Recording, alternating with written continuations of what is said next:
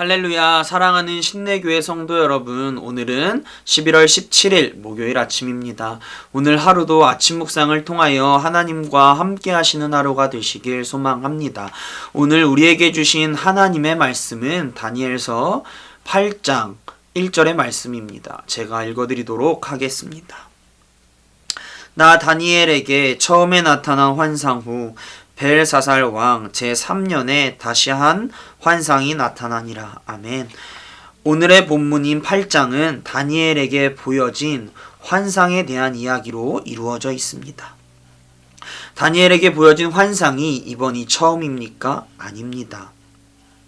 다니엘에게 하나님께서는 2년 전에 환상을 보여주십니다. 그리고 2년이 지난 후에 또다시 한번 다니엘에게 환상을 보여주십니다. 저에게 이 본문을 보면서 이러한 생각을 하게 되었습니다. 환상을 보고 2년이 지난 후에 다니엘은 어떻게 또 한번 하나님의 뜻을 알 수 있는 환상을 보게 되었을까?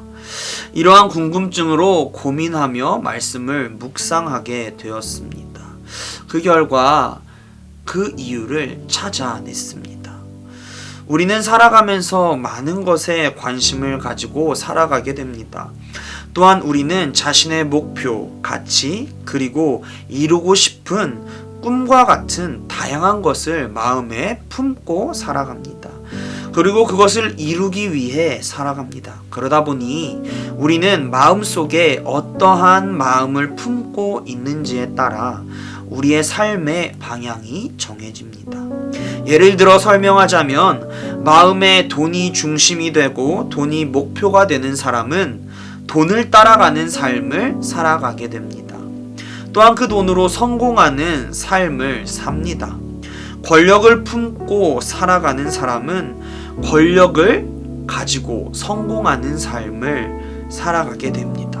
이처럼 우리는 마음속에 무엇을 품고 살아가는지가 굉장히 중요합니다. 다니엘이 또 한 번의 환상을 보고 하나님의 뜻을 알 수 있었던 이유는 다니엘은 하나님께서 환상을 보여주시고 난 후에도 지속해서 하나님의 뜻을 이루고자 하는 마음을 품고 있었기 때문입니다. 다니엘의 삶에 있어서 가장 중요한 것이 바로 하나님의 뜻을 이루는 것, 하나님의 사람으로 사는 것이었습니다. 그 결과 다니엘은 하나님에게 쓰임받는 사람이 됩니다. 우리는 지금 무엇을 품고 살아가고 있습니까? 우리는 지금의 삶 속에서 어떠한 방향으로 걸어가고 있습니까? 무슨 목표를 이루기 위해 삶을 살아갑니까? 바라기는 우리가 마음속에 간절히 품고 있는 마음이 바로 하나님의 자녀로 살기 위한 마음, 예수님의 제자로 살아가는 마음이길 소망합니다. 그렇다면 하나님의 자녀의 마음, 예수님의 제자의 마음은 무엇일까요? 그것은 바로 사랑하는 마음입니다. 우리의 마음에 품고 살아가야 하는 것이 바로 사랑입니다. 다니엘이 하나님의 뜻을 품고 살았기에 하나님의 뜻을 이루는 삶을 산 것처럼 우리도 우리에게 보여주신 예수님의 사랑을 마음에 품고 살아가려 노력할 때 우리는 예수님처럼 사랑이 가득한 삶을 살아갈 수 있습니다. 사랑하는 마음이 있을 때 나 자신을 사랑할 수 있습니다. 또한 나의 이웃을 사랑할 수 있습니다.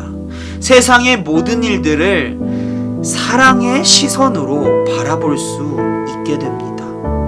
이처럼 사랑의 마음으로 살아가는 삶을 살 때 우리의 주변이 사랑으로 가득 채워지게 되고 그 사랑이 나를 통해서 이웃에게 세상으로 흘러가게 됩니다. 그렇게 될 때 우리는 우리의 주변을 사랑으로 가득 채워지게 할 수 있습니다. 이것이 우리가 그토록 소망하는 하나님의 자녀다운 삶이며 예수님의 제자의 삶을 살아가는 것입니다. 사랑하는 성도 여러분, 오늘 하루 어떠한 마음을 품고 살아가시겠습니까? 오늘 하루 사랑하는 마음으로 살아가길 소망합니다. 우선 나 자신을 사랑하고, 나의 가족을 사랑하고, 나의 직장의 사람들을 사랑하고, 더 나아가 오늘 하루 동안 나와 마주치는 모든 이들에게 사랑으로 다가가는 삶을 살아가길 소망합니다. 그렇게 살아갈 때 우리는 예수님의 자녀, 하나님의 자녀, 예수님의 제자의 삶을 살아갈 수 있습니다. 오늘 하루도 주님의 자녀로서, 예수님의 제자로서 사랑을 세상 속에 전달하며 살아가는 성도님들이 되시길 소망합니다. 주기도문하도록 하겠습니다. 하늘에 계신 우리 아버지여, 이름이 거룩히 여김을 받으시오며 나라가 임하시오며 뜻이 하늘에서 이루어진 것 같이 땅에서도 이루어지이다. 오늘날 우리에게 일용할 양식을 주옵시고 우리가 우리에게 죄진 자를 사하여 준 것 같이 우리의 죄를 사하여 주시옵고 우리를 시험에 들게 하지 마시옵고 다만 악에서 구하시옵소서. 나라와 권세와 영광이 아버지께 영원히 있사옵나이다. 아멘.